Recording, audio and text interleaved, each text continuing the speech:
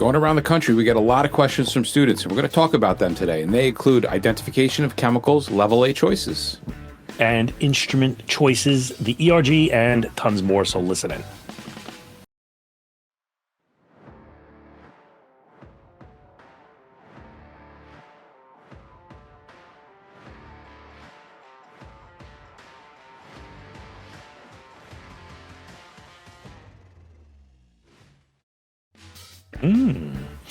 You know what the worst part about arriving at a hazmat scene is? Yeah, on a hot day like today, your boots fill up like the goddamn Titanic. Yes. You know the Titanic's pools are still full? Yes, they are. And it was a miracle to the lobsters. But also uncertainty. You have no idea what's in the air. Yeah, just the whole like, oh, we're going to assume it's a chemical. It doesn't really cut it anymore. You need answers and you need them fast. And that's where the Explorer comes in. Real-time chemical ID and quantification right in the field. No more someone scratching their head going, I think it's something bad. It's going to tell you exactly what's there and exactly how much. Which means you can set up your zones like an adult and not a rookie just guessing where to put the tape. Yeah, defensive, qualitative data in seconds. So decision-making just became a hell of a lot easier. Which means no more waiting around for answers. Solid, life-saving intel. I'm telling you, go check out the Explorer and stop guessing. Go to 908devices.com. And while we're at it, on a hazmat call, the question is never if radiation matters. It's where you're going to find that. Oh, yeah. And if it's there, right, half the time it comes to find you first. That's why on all unknowns, rad is one of the first things that we're going to be checking for. Which is a weird thing because you can't smell it, you can't see it, and if you miss it, you're probably already inside it. You know, that's the exact reason why teams all over the world are running Teledyne FLIR's defense identifinders. Wow, that was a tongue twister. But it isn't a one-size-fits-all tool either. They got handheld rids, they got wearable personals, even backpack systems. All right, so whether you're the first guy walking into the scene or you're sitting there trying to figure out the defense of an entire building, there is something out there that fits the job you have. And these aren't theoretical tools. These are out there getting used every day by teams that actually rely on radiation data to make decisions. So go to FLIR Identifinders and search in FLIR, F-L-I-R Identifinders, and find out a little bit more information. And before we get into this, today's episode is brought to you by Rigaku Analytical Devices, who just launched their 4th generation handheld Raman meter, the Icon X. So for fast, safe, and accurate chemical analyzation, visit rigakuanalytics.com. All right, here we are. Another round. Day two. Day 2 of mailbags. I actually thought we were gonna go through a lot more of these a lot faster. It's the fact that we only got through 2. So speed round.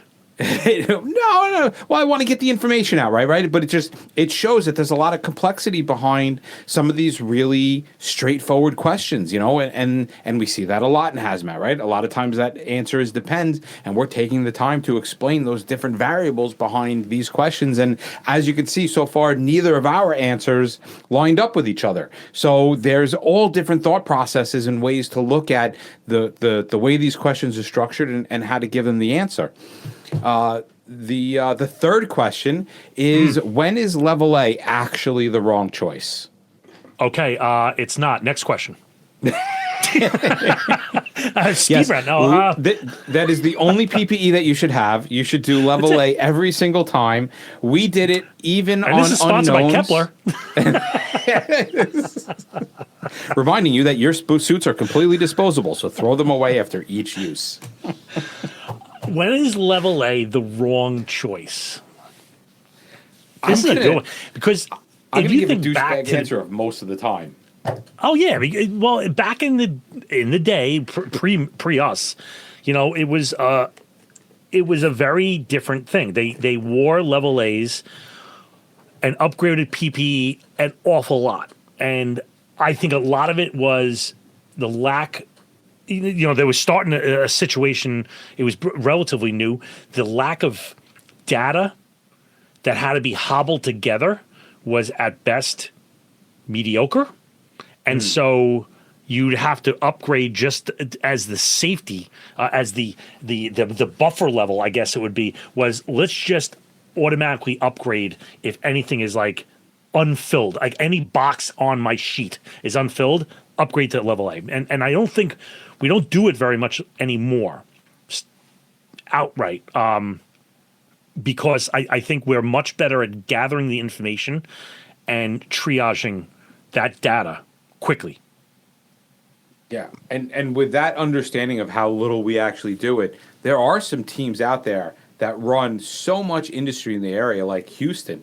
They're doing level A jobs on a fairly regular basis, like legitimate. Like nobody can dispute the fact that you should be in a level A for them. So obviously, this answer depends on your location, right? We very rarely jumped in the level A's. Some places jump in them legitimately all the time. But I think the actual fundamentals of this question, when is the level A actually the wrong choice? Well, first you need to kind of it runs down to this cost benefit analysis, right? Where we're looking at what can a level A do, not to protect me, but let's look at it, what can it do to hurt me? And if we look at it in how it can hurt me or hurt my operation or slow things down or prevent the mission from succeeding versus what it's actually doing, I think that's when we can start to really understand when it's the wrong choice, right? If I'm going to be, if I have the potential to be injured more in my level A than I do by the actual chemical, then I think right there you're in the wrong choice of PPE. If that chemical can't reach out and touch you, you're in the wrong choice for a level A. And obviously there's exceptions, right? Like I might jump in a level A if I've got a sprinkler type event and the stuff is kind of raining down on me, and it's less about vapor protection and more about, well, I got this product everywhere, I don't want to get it on me. Right. It could, and this goes to like when we were training people on this, the leak tree or leak monster, or whatever you want to call it. And look at me, I'm splashing around it. We're like training them to get wet. And you're like, no, the objective is not to get wet at all. Like this is a bad idea.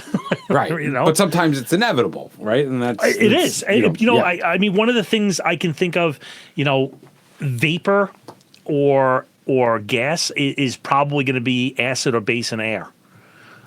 You're going to have to make a pretty compelling argument of why you wouldn't wear a level A. Barring environmental controls, fans, ventilation, all that other stuff, I'm going to exhaust all those things before I can upgrade my PPE. But like that's one of those ones where if you give me that scenario where there's like, oh yeah, there's sulfuric oleum in the air, and I'm like, I think we're going to level A. Yeah. Another option for when level A is the right choice, which kind of inadvertently tells you when it's the wrong choice, is let's say you do a cross-compatibility examination of the chemical versus the PPE that you're wearing, and it just so happens that level A is the only thing that has a chemical compatibility to this nasty chemical for contact, then I would be like, all right, well, this is the right time for me to wear the level A because nothing else is going to be chemically compatible. That's interesting. I never thought of it like that. Well, look at it, right? We had prior to or in the beginning of hazmat, when I first got there, we had 2 level A suits. We had one that was specific for hydrofluoric acid. So we were dealing with hydrofluoric acid. I put on the hydrofluoric acid suit, not because there was fumes in the air and I was worried about vapors, but because that was quite literally the only suit on the rig that had a chemical compatibility with hydrofluoric acid. Things have now changed, right? We now have a level A suit that we no longer have to carry multiples, but in a situation like that, it is perfectly acceptable to jump in a level A, even if you're not worried about vapors at all. Interesting. In my opinion. I like it. Yeah. All right. You want to do another question? Yeah, but I think first we should hear a little from our sponsors. Yes. Battery fires are starting to change how we think about suppression. Yeah, because for years it was water, cool it, chase it, and hope it stays out. Yeah, but now we've got these lithium-ion battery jobs, and it's no longer about just putting the fire out. It's about controlling it, keeping it from propagating, and trying to stop a reignition cycle. Which is where some of these newer agents are actually making some sense. And the one that we've been paying the most attention to is TRF Plus from Fire Suppression Solutions.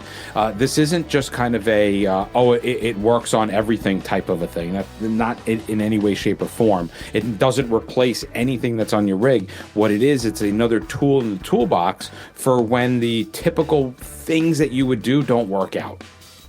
And when you have something that can be applied early, limit the spread, gives you another option besides just flooding the thing and waiting. And the options are important, right? Because depending on how your team operates, depends on how you're going to want to apply this, and they have different, solutions for different problems. They've got smaller options for smaller things, and they have these giant bulk kits in case you've got a huge response potential. So once again, this is not saying this is the answer. This is not saying the problem has changed, and this is one of the tools that may make sense for your playbook.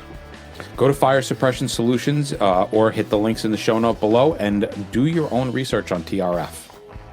You know what else I love about the city? All of the gum on the sidewalks that's there for the taking. Oh, this is great. Like Elf. Just pick it up and start eating it. No, my favorite is the e-scooter gangs. Oh, yes, because nothing screams hazmat like a moped with a battery that's about to go nuclear. Which is why Obexian FR is saving the day. Lightweight, mobile-friendly, designed for first responders because the last thing we need is extra weight when things start to heat up. And it's third-party tested to lower toxic gases below the ideal H levels. So it gives you an extra added layer of protection while you're putting out that scooter fire to your lungs. And if you need more, don't worry, fam. Obexian FR comes with a pallet or the certified poly drums. Which is great when you're going, holy crap, we're going to need a lot of this. So protect your team and your lungs. Go to thehazmatguys.dgeo.com. That's thehazmatguys.dgeo.com. All right, what's the next one? Go with it. Send a urgent. Why do hazmat incidents often turn into command problems rather than chemistry problems? Ooh, this is going to be this is going to be a really long answer. All right, there's a whole bunch of different reasons why things fall apart on a command level. My experience has been a lack of knowledge of hazmat within the upper echelons of the command, coupled with poor recognition of that lack of knowledge and poor communication within the system. All right, so do you think that command needs to be technician plus? No, I don't. No, I actually don't think a command needs any hazmat experience whatsoever. They need to recognize that they don't have hazmat experience and allow those who have very specialized knowledge to properly consult with them in their decision making. I like that, but that takes a long-term requirement of trust building. Because if I was the incident commander or whatever, and the hazmat company comes over and goes, yeah, we're going to do this crazy cowboy stuff. We're going to go up on top of that gasoline truck, and we're going to put a drill bit through it. And it's going to be great. And it's boiling hot. Everybody's going to win. We got the soap suds kind of foam on this polished aluminum tank, and I'll be 14 feet up in the air, and there's a good possibility I'm going to slip off and break my ass. But listen, we do this shit all the time. Yeah, all the time. No. Right? But if you have drilled on this and you've talked to the incident commander and you've done, I think the trust is there. And when you come out and say, I'm going to do this crazy stuff, you'll be like, all right, do it. I think it takes a lot of trust building. Well, New York City answered this question by installing within the command system a person who was a technician. So we had a hazmat battalion chief, and you had to be a hazmat technician to ride in the hazmat battalion, and they were that trusted connection, like a chief to chief connection. So that chief trusted us because he knew us, and the incident commander trusted that chief because all the chiefs are it's a club, and they all kind of trust each other. So they were the bridge to that, and that's how New York City answered it. Obviously, not everybody is New York City. You don't have the manpower to have your own dedicated hazmat chief. So if the trust is the problem that you see, Bob, what would be some of your solutions? What, to a lack of trust? Yeah. Like if, let's say I was an incident commander and I'm like, yeah, I really don't know these guys. What would from a consultant point of view, how would you say, hey, chief, this is how you can remedy that issue? I think even if you don't know, if I was the incident commander and I don't know I don't know the guys, which I think it's a little harder than we normally think because, I say this as a joke, but it's kind of true. Like I didn't know guys in my battalion. That's how big we were. Mm-hmm. Like there was guys my battalion was 400 or 500 people, but the thing is like some departments are like 30 guys. So you not knowing a guy personally or the personality is less likely in smaller departments. But I think a lot of people do know the amount of work that it takes or the amount of time or the amount of training that this certification of technician or specialist takes. And so even if they don't know the person, they understand the investment of time and in skills and and I think if they go, oh, this guy's a technician, it's very much like being, a battalion chief or something like that. In order to get there, you didn't just wake up the next day and just get anointed. You're now a battalion chief. You had to be a lieutenant. You had to be a captain. You had to be a battalion chief. So there's kind of like if the guy's a battalion chief, he's got some street cred because he's got all this rank and time in the stuff. Well, it's the same thing with the technician. If the guy is a technician, then he has some street cred because he put the time and effort into getting that patch. I don't know. Okay. Maybe let's reverse the thought process, right? Because you're definitely looking at it from I phrased the question this way, from a chief's point of view. Let's look at it from the firefighter's point of view. If we see a breakdown in communication happening and a command problem starting to emerge, which we often do quite early, how do we go about trying to remedy that, both on scene and as a change in culture to prevent it from happening again?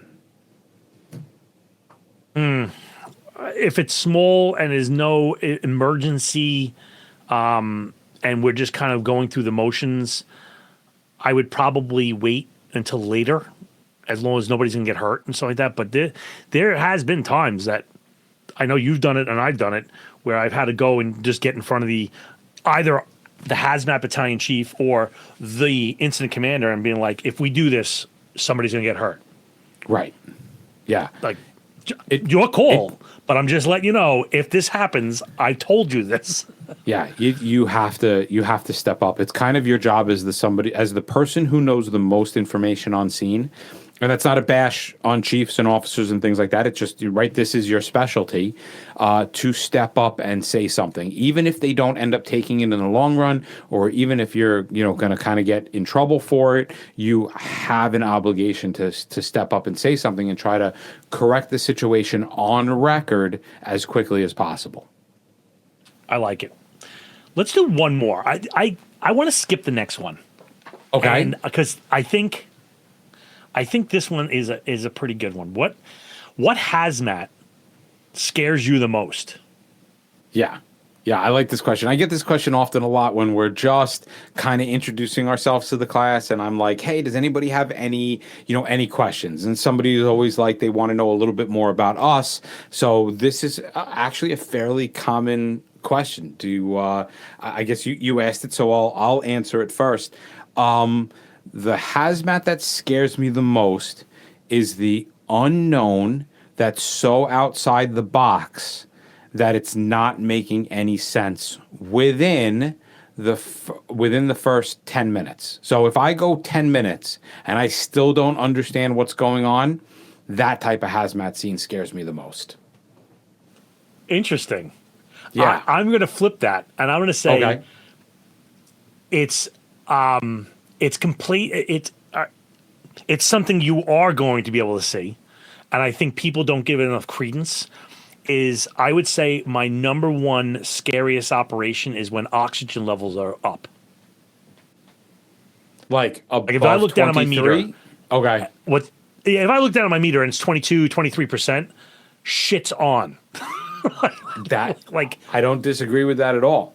That's a pretty valid point.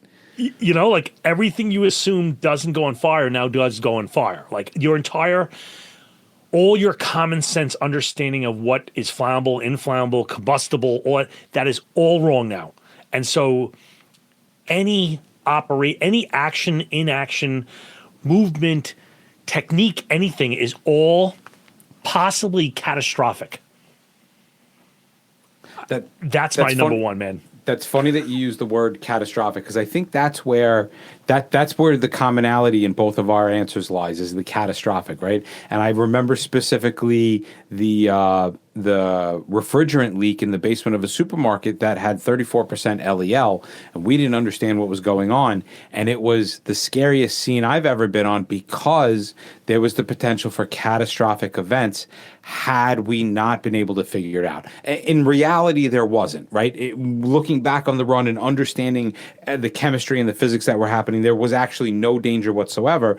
But when you're looking at 34% of the LEL and you can't figure out what's going on, the catastrophe becomes part of that prediction model. A flashing red light that gets brighter and brighter. Right. And you have no idea what's going on. Nothing that you're predicting is making sense. Nothing that you're doing is making sense. Everything that you're trying to do to correct the situation isn't working, because you don't actually know what it is. And I guess that definitely correlates with what you're saying with that high O2, because in that high O2 environment, it can lead to catastrophe. Yeah. Well, that's fun. I like this. All right. More questions. Keep throwing them at us. You know, we get dozens of these a week between people requesting training or just throwing us a stupid question. So keep throwing them. Training and stupid questions.